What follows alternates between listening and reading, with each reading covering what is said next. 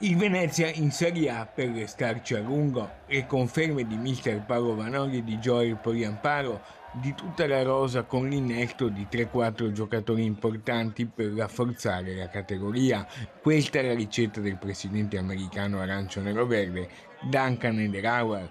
Dopo le splendide immagini del corteo acqua di festa sul Canal Grande, in casa arancio-nero-verde, è già tempo di guardare al futuro. Io spero.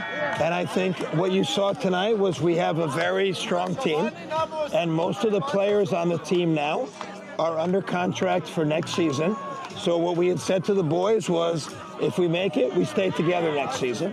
And then maybe we add uno, due, tre giocatori, ma non crazy.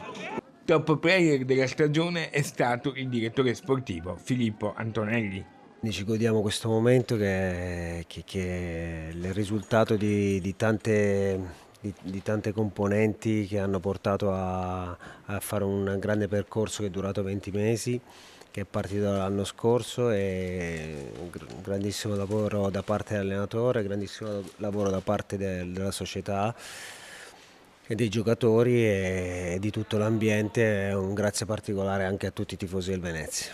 Stava già ragionando sul futuro, prossimo anno Serie A non per essere una semplice comparsa, ma per una cosa duratura. La Serie A è un campionato di altissimo livello, ci sono delle squadre importanti, cercheremo di dire la nostra e di stare in Serie A e cercare di restarci a tutti i costi.